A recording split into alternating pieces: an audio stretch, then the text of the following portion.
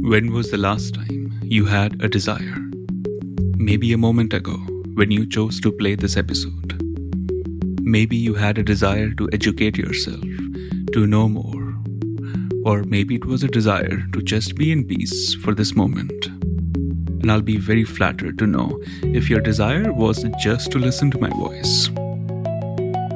Each time I speak to a student or a client of mine, or even read the messages on my social media and website, I see a common conflict. It's the conflict with desires. And it makes me wonder if we misunderstand our desires, if we end up suppressing them or abusing them. And it makes me wonder if people think desires are wrong, or if they feel meditation or spiritual path means renouncing the desires or being desireless is what spirituality really is. In this episode, I want to talk about this very important and misunderstood aspect of our life. I am Chandresh Bhardwaj, and this is Break the Norms.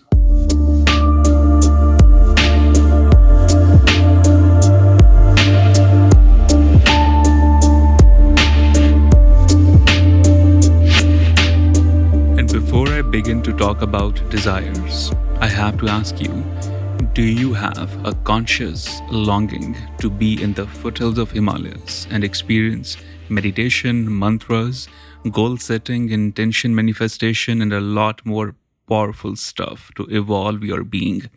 If your answer is yes, I highly recommend you to join me in India in September 2019 for a meditation retreat for 7 days. All the details are on my website, cbmeditates.com. And the best part is, the pricing is reduced.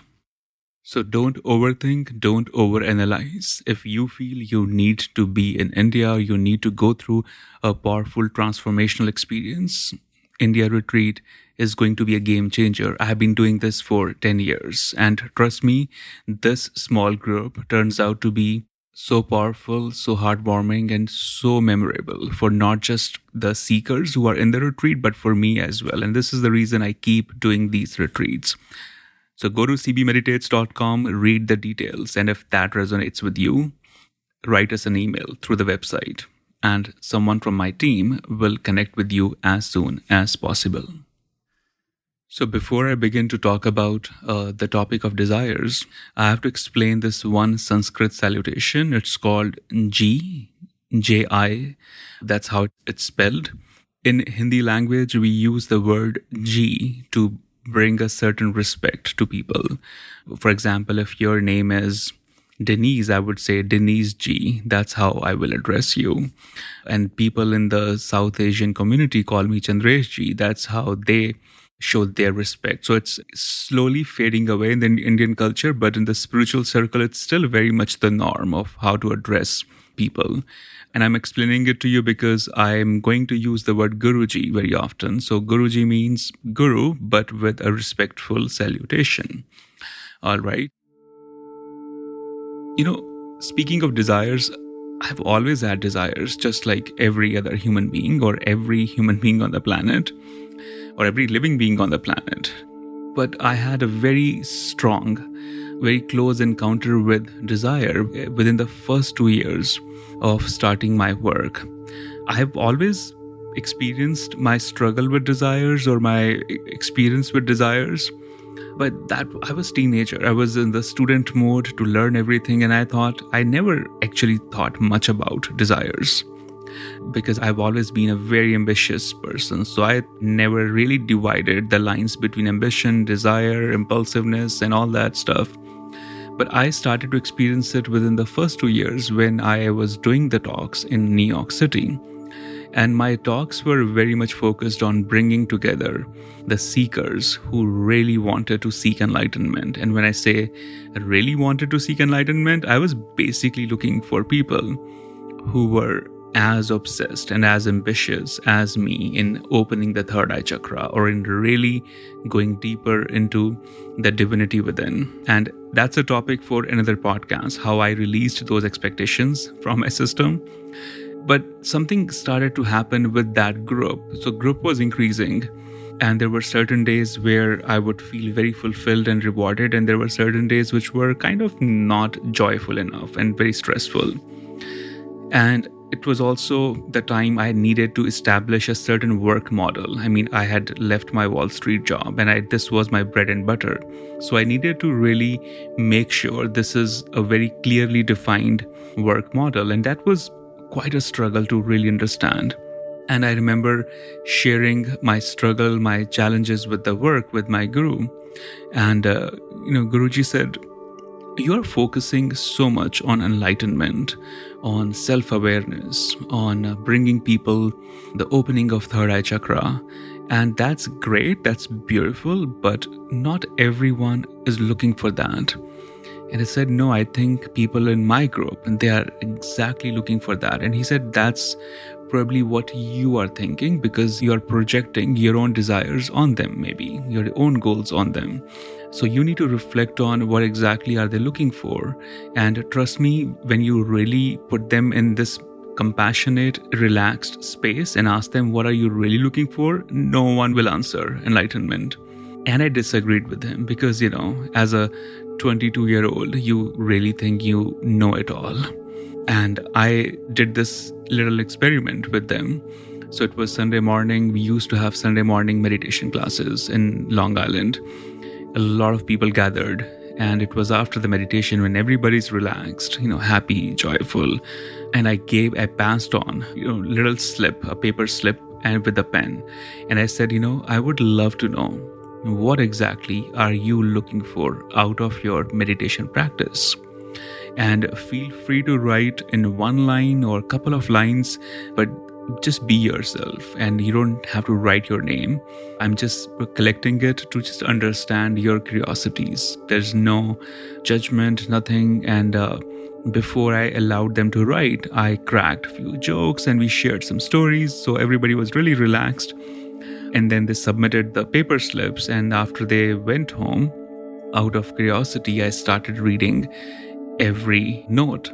And trust me, not even one person wrote enlightenment or opening of chakras or any spiritual goal. Everybody had, very practical problems in the paper. Like somebody wanted a new job, somebody wanted to start a new business, and they wanted more guidance, more money, more funding. Somebody really wanted to go on a date with someone, and they were hoping that maybe meditation will give them the courage to ask her out.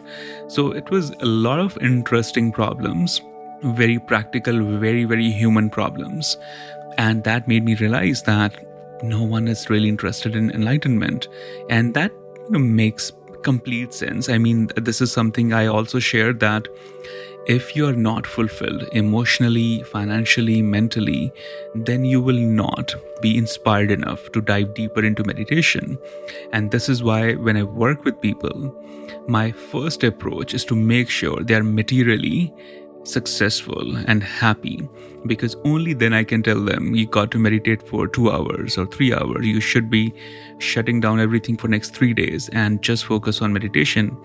I can only say this to clients who have made their money, who are not worried about it. Because if I say this to someone who's working very hard to just pay the bills every day, they'll be angry with me. They'll tell me, how the hell I can shut down everything for 3 days and just meditate, because I have to work, 12 hours every day just to survive in New York City.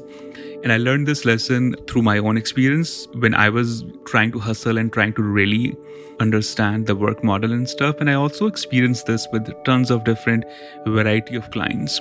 And that's someone who's financially very stable. They are able to experience peaks in meditation compared to someone who's struggling financially. And one of my biggest intention is to really bring this, solve this problem, that even if you're not making enough money, still you should be getting enough energy and strength to meditate, because when you meditate more, the abundance will also start to happen. Again, this is a topic for different podcast. I should not be mixing it all together.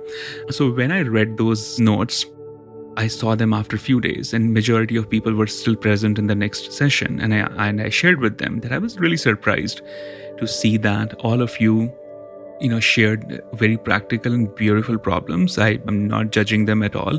I mean, maybe 70% of the problems I'm struggling with right now. So there's no judgment, and we all are on the same page here. But my question is, every time I used to share my intention of, bringing enlightenment to all and opening the chakras and all that good stuff, none of you disagreed with me. None of you told me this is not what I want, but I want something else. And you just agreed with me. And please tell me honestly why you agreed, because this is the first 2 years of my journey as a full-time, whatever you want to call me, spiritual teacher, guide, or none of them. And they said, we didn't share it because we felt uncomfortable sharing our goals and desires in a spiritual space like this. And I said, did you think I would judge your desires? And they said, no, we didn't think you would judge the desires. We were judging our own desires because we all started coming to this place to meditate, and we wanted to get rid of stress, anxiety, and we started to, listen to your talk, and you always mention enlightenment and all these amazing, powerful stuff. So it made us also realize that maybe this should be our goal. And we grew up in a culture, in a religion, in a society where desires were always judged. So this confirmed further that we should not be having these desires, and we started going away from it. And I said, but you didn't really go away. When I asked you to write, that was what you wrote. And the conclusion of that discussion with them was very interesting. The conclusion was that as a human being, we judge our desires because we have been told the desires are wrong. Desires are the road to misery. Desires always bring unhappiness. So that narrative continues to, run in our head. That narrative never stops. And it obviously starts to make us feel guilty, shameful about our desires. I mean, I come across people almost every week, or maybe after every other day, somebody will share with me that they ended up eating a chocolate cake, or they overslept, or they ended up, having sex with someone, or they ended up buying an extra phone or laptop, or anything that was just an impulsive desire. So now the impulsive desire is gone, the episode is over, but now the guilt of that is eating them up.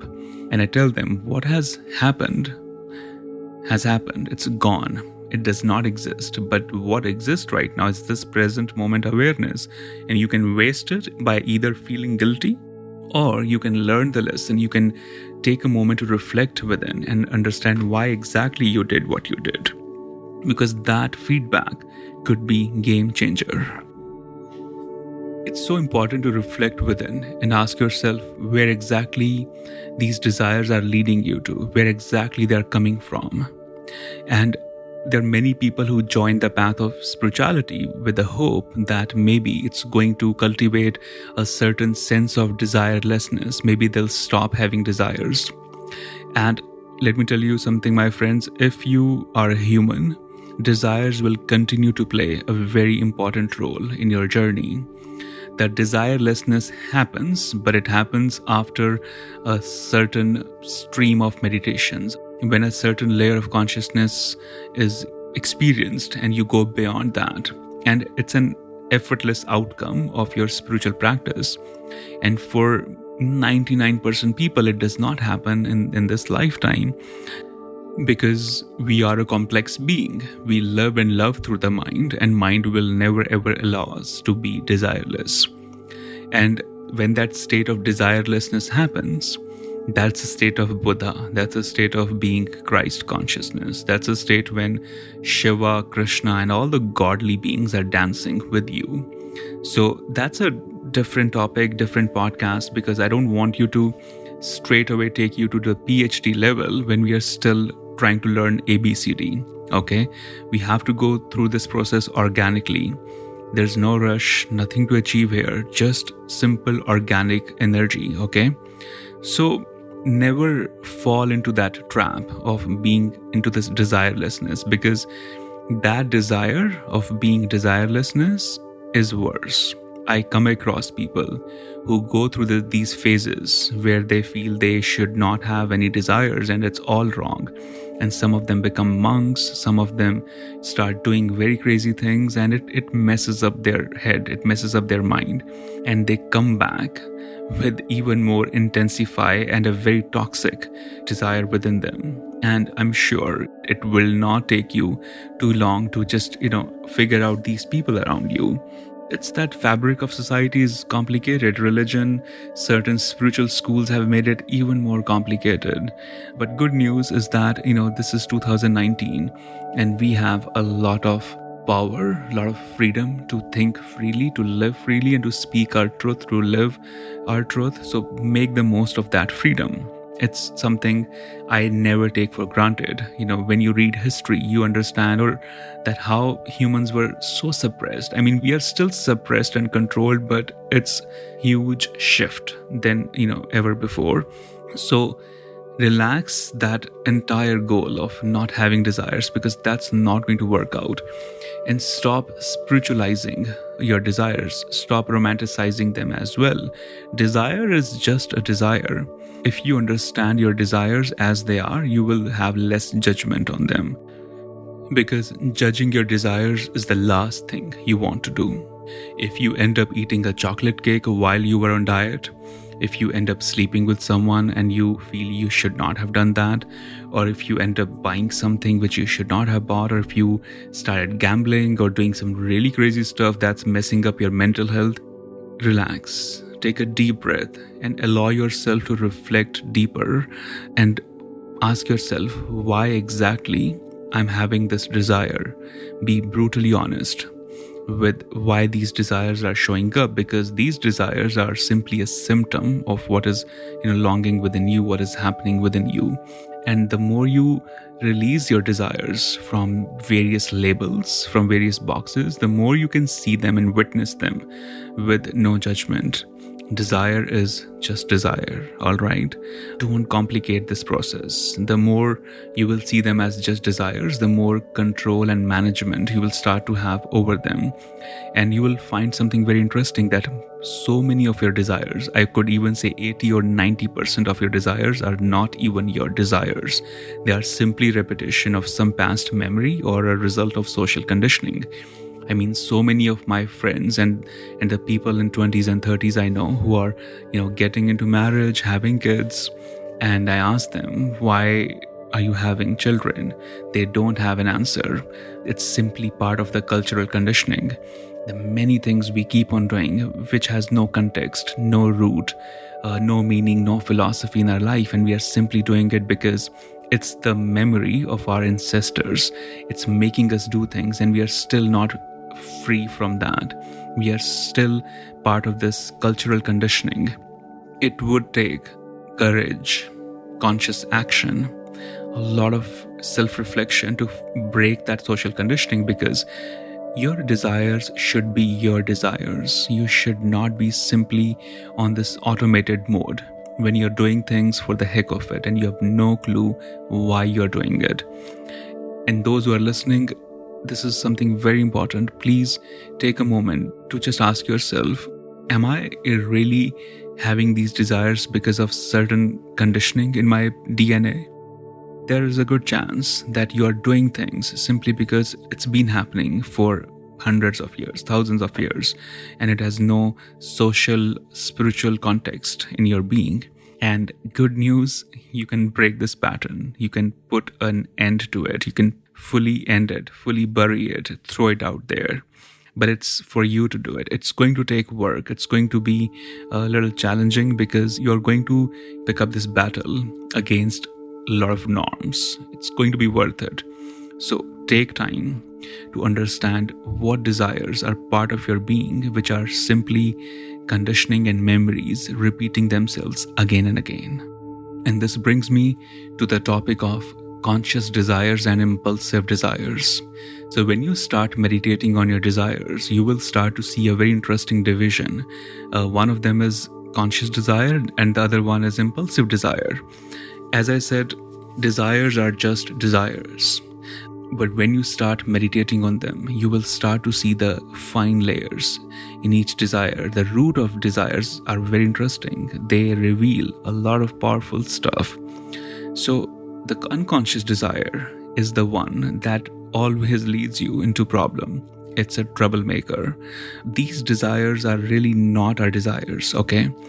As I said, it could be the desire of social conditioning or this memory repeating itself again and again, or it could be simply this interesting narrative of mind. And these unconscious desires come from fear, doubt, comparisons, ego, jealousy, possessiveness, comparisons. I mean, there are so many interesting elements that play a role in the unconscious desires, and you will be surprised to know that our unconscious desires have constitute a major part of our desires. If you don't meditate, if you are not into any form of self-reflection, then unfortunately 99.99% of your desires are going to be unconscious, because there's no self-reflection happening in any way. Okay. And then there's another layer of desires which I really want to cultivate in you, which I really encourage that we all should be diving deeper into. That desire is the conscious desire. That desire is the desire of this present moment awareness.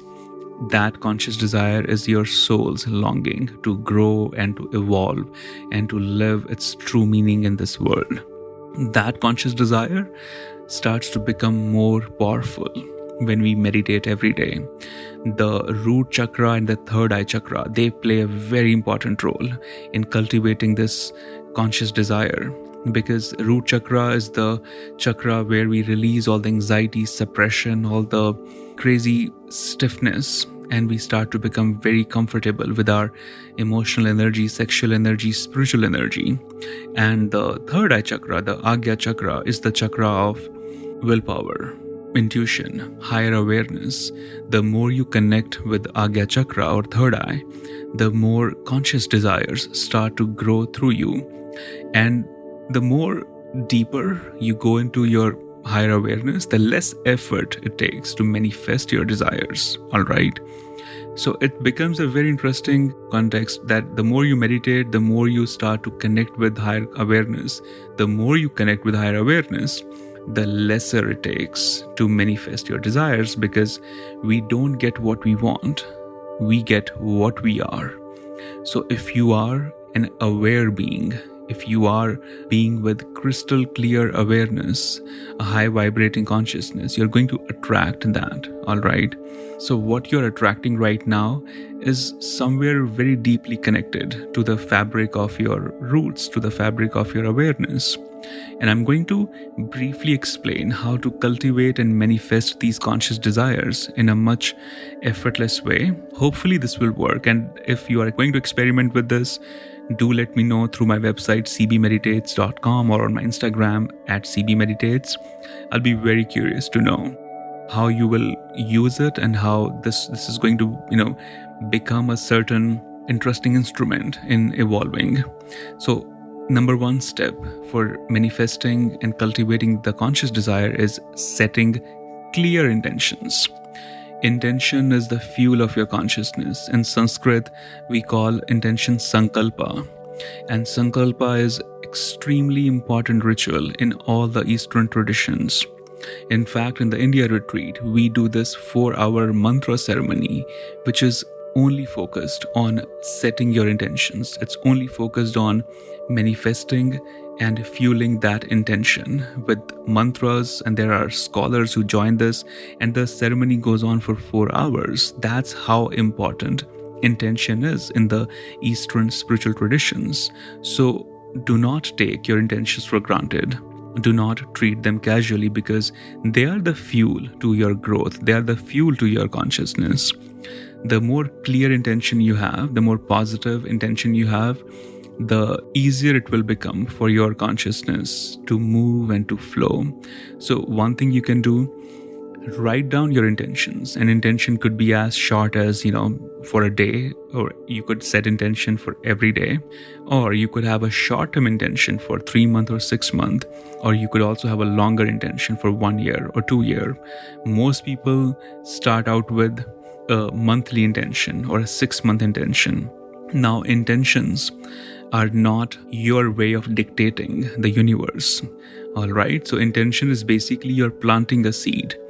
And after you plant the seed, you step back because you are trusting a higher game plan for that, right? If you are into gardening, what do you do after you plant the seed? You go to your room, you have food, you do your things, and you basically revisit that area where you planted the seed, and you put some water on it, and again you step back. There's only so much you can do after you plant the seed.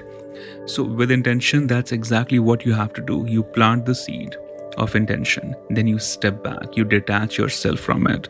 You don't force your intention, okay? Because then you will become this interesting spiritual dictator where you are constantly telling the divinity, the universe, the full moon, and everybody around you, this is my intention and this has to be fulfilled. If you go this way, you're going to become very angry with life. You're going to become anxious, frustrated. You're going to actually hurt yourself mentally, because that's not how intentions grow. You set the clear intention, you detach yourself from it, and then you trust the grand scheme of universe to really listen and manifest the intention in its own way.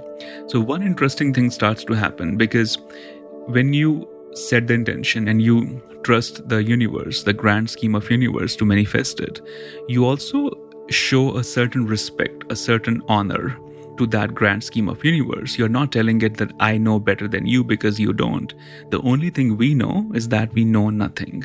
So with that nothingness, with that childlike energiness, you surrender the intention out there. And every day when you meditate, you ask for the guidance. You ask for the guidance on how to receive this intention, how to make the most of this intention, how to plant more power in this intention. And again, you continue to detach, accept what is unfolding, and continue to do your karma. Okay, so you do your actions, you step back, and continue to let this intention stay in your mind, because remembering is very important. At the same time, it's important to trust, to show respect, and to deeply respect this whole path and process, because we come from so much conditioning, trauma, challenges. I mean, right now, I'm not the only one speaking to you. My ancestors, my great-grandfather, my father, my grandfather, they all are speaking through me, all right? And you are not the only one listening to me right now. All your ancestors, all your, mother who's alive, your father, everyone is listening to me as well. So this is complicated because we are not the only one. There are so many people around us, and they all need to resolve this, and they need to be treated gently, with love, with compassion. So you got to be soft, you got to be tender in this process. You cannot be a warrior in this process. You got to be a lover. You got to show love for your intention. You got to show love for the higher universe, because that's how it's going to manifest in the most beautiful way. All right.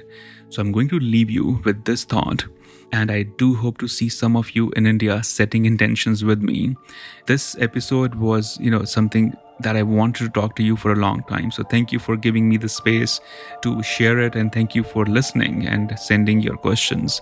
Keep sending me the suggestions on the website or on the Instagram. Do not forget to tag me anytime you share the podcast. Thank you again. Lots of love to you. Talk to you soon. I hope this podcast may travel through the untapped universe of your darkness, light, courage, passion, and so much more. Please do subscribe and be ready to break your norms. I am so excited and very honored to be part of your sacred journey through this podcast.